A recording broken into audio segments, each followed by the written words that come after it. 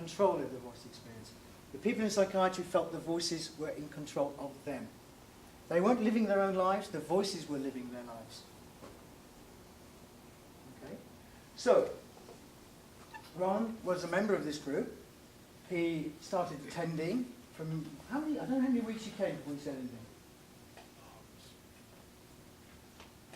Apart from talking to Anne Walton. Oh, she said something very important to you. What did she say to you? Yeah, my very first group, Anne Walton, she said to me, do you hear voices? And I said, yes. I sort of mumbled at her, yes. And she said to me, they're real. That was one of the major turning points of my life. I've been told for years the voices weren't real, I should ignore them, I should, you know, in hospital you'd say to a nurse, my voices are terrible, I need help, and they would say, let's play Scrabble, or let's make a cup of tea, or let's do, you know, it's always about trying to distract you. What nobody seemed to realise is that was great for while you were doing it, but the minute you stopped, the voices were back. So it was, you know, it was at the best 5 minutes temporary relief. But all I wanted was people to hear my voice talking about my voices and try to get them to try to understand what I was hearing. Okay, but we can't reduce this to the fact that by some magical process, Ron's presence in a group which had a kind of therapeutic agenda, which is to help people to talk about their voices experience, was going to make a fundamental difference in his life. This guy's detained in psychiatry. He's on polypharmacy doses of medication. How many meds were you on at the time? I was on clozapine, methotriptyline, clomipramine, lithium, and precyclamine. They were covering all the bases, you know. So that was where I was in terms of my medication. And I was still hearing the voices. It didn't matter what they poured in, the voices were still there. I was called treatment resistant. I love that term. It sort of blamed me because it didn't work. You know, I just think that's a wonderful thought. It doesn't work, it's your fault. You know, how good can your job get? You know, just say that to people. So this thing then became, for us, a kind of challenge, because if we could help Ron, then we felt we could probably help anyone. So the people involved in the group, the voice series themselves, people like Morgan, Lindsay, John, others, but also people like Terry McLaughlin, Julie Downs. These are all people, some of them heard voices, some of them had children who heard voices, some of them who were just committed activists. Decided we wanted to really help Ron in this journey. We didn't know where it was going to go, but we just knew that this guy needed our support and help. So we began to visit him in hospital, kind of freaked there out. We would turn up, mob-handed, 6 of us, to come and visit Ron, trying to even up the balance. But we just kind of like tried to get into a relationship with Ron so that he knew that there was people outside who thought, I mean, not as this kind of psychiatrized, medicated diagnosis label, but as a human being and somebody who had potential for change, and if he wanted to, could recover his life. And I tried to sabotage that. Oh, why? In the early days. I mean, I think I was so resistant to anybody being involved in my life. But these guys, and Lindsay especially, just were so persistent. You know, they just wanted to be there for me. You know, eventually I accepted Lindsay. I think that was one of the turning points when Lindsay managed to get through this barrier that I'd built between people. And Lindsay and I mean, she was my worker, but we're still friends today. When I'm in Manchester, we'll go and have dinner, or no, that's a lie. We'll go and have a beer, you know, more than dinner. But we will try to meet up and hook up and just say hi. And my wife finally met Lindsay. I think it was last year. We were in Manchester together, and Lindsay was there, and we were able to go out, and we did have dinner. That's the difference when you're with your wife, go for dinner. And when I'm on my own, I tend to go for a beer.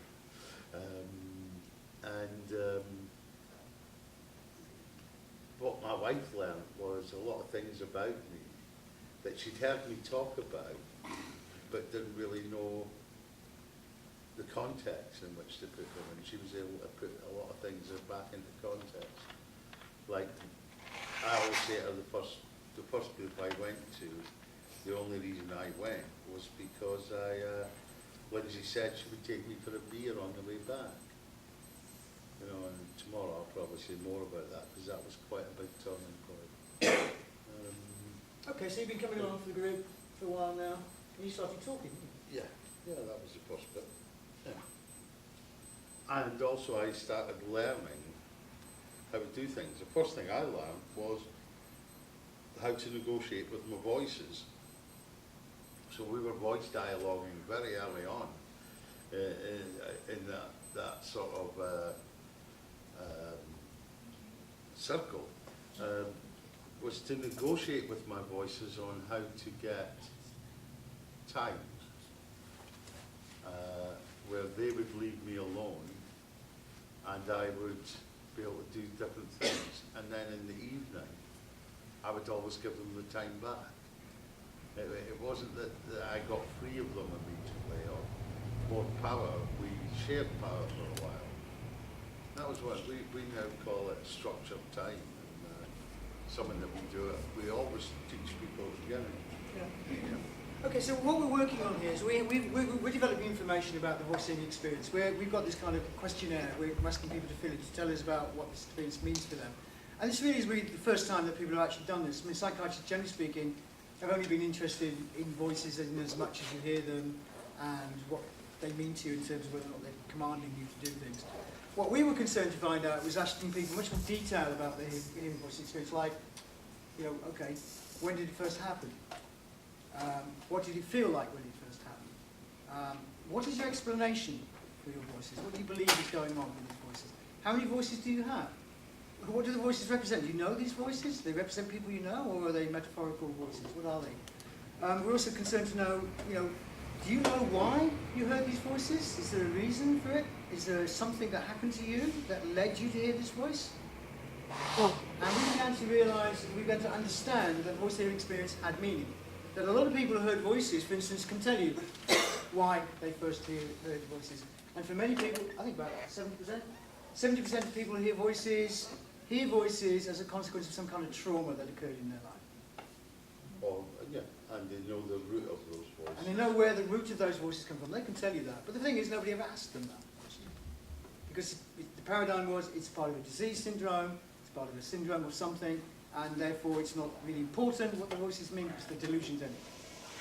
So once we understood that voices had meaning for the individual, you could begin then to try to understand a little bit more about what that experience might mean and how people can begin to get a handle on it.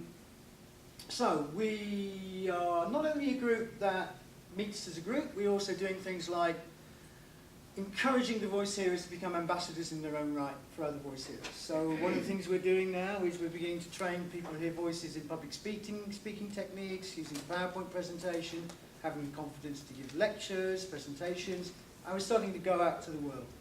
To speak to medical teams, to speak to people in the community, to run public meetings, to begin to share this experience with a wider group of people. And you got involved in that. When was the first time you spoke in public? Manchester.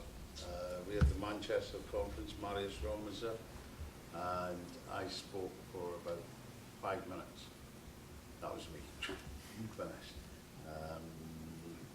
And I was still shaking because I was still on meds. I was... Video of that? Yeah, there's a video of it, it's horrible. And I was still a mess, but I knew I needed to say something. And then I think the next time was about 6 months later in London. And in that intervening period, I'd come off my meds. I'd done the detox for myself. And I spoke in London. That was when Marius invited me to come to Maastricht to speak. I think it was then that people realised I had this voice, wasn't it? because that was one of the next big things, I guess, in that But journey. during this time, I mean, part of what we were doing here is that we are dealing with somebody who is detained under the Mental Health Act, which in the British context, legal context, means that he has no choice about where he is. He has to be in the hospital. He's got a very unsympathetic psychiatrist who basically doesn't believe in anything that's happening, positively that's happening with Ron. Cannot believe that it's changing. And he's completely unsupportive about his request or wish to come off his medication. Okay, so in this context, we are living, we're living in our own homes and in communities and people. And Ron starts to come and stay with us. Sometimes escaping to come and stay with us. So he was an escaped detained patient staying in my home. Which is illegal. Which is illegal. Yeah. So, but I'm not the only one who was doing this, and then, we figured we were under the radar anyway, and how would they know? But also it's just encouraging Ron, really, in a sense, to take a more oppositional stance to what was going on in his life. Not that he needed much help in that, actually. But, just really working with Ron to develop his ability to present his case, to advocate for himself, to get himself out of that system, which he was well capable of doing, as we found out very quickly. And I want to point out something here, is that this recovery journey is not just this guy's recovery journey, it was also our recovery journey. Because we, as activists and as workers, recovered ourselves and something about our practice. We knew there was something seriously wrong with what psychiatry was doing with this issue. But by working with people who had voices, including Ron, we began to realise that we were recovering something of our own humanity, something of our own presence, and beginning to be much more confident ourselves about what we were doing. They stopped patronising us. I think that was when I knew that people around you were beginning to recover. They stopped being patronising and started being real, And I do see that as an important shift in the relationships that we had and that I had with other people. And I don't even think the patronising was realised. It was more just almost professionalised way of even doing community activism at that time. I guess that changed in a big way, and it changed because what happened in the group is we got rid of the professionals from the group. We told the activists and people like that we didn't want them there anymore. We would do our group ourselves. And I remember the day I went into Paul and said, Paul, we need the checkbook. The network's money will now be run by Voice Heroes, not by the allies. And that was the start of us as a group taking control of ourselves and our lives and getting on with it. But we never got rid of that. We changed their status. We started talking about them as allies, not as partners, because there was still a disparity of power. And partnership sort of implies this equality, and there wasn't an equality. So we started using the term allies, that they were allies of ours, they would work with us, and we learned to work together. And I guess part of my recovery was in that as well, that I had to recover this fact that we could work together, because I became for a period really very anti-everything, I guess, not just anti-psychiatry, but anti-everything. And I discovered in my anti-psychiatry angry phase that I was actually pretty ineffective because I was too angry to be effective. I hadn't learned to moderate and use my anger in a different way. It was just attack, attack, attack. And that changed over time, I guess, and I became, I discovered that there were some professionals I could work with that were okay. There was others that I would never be able to work with.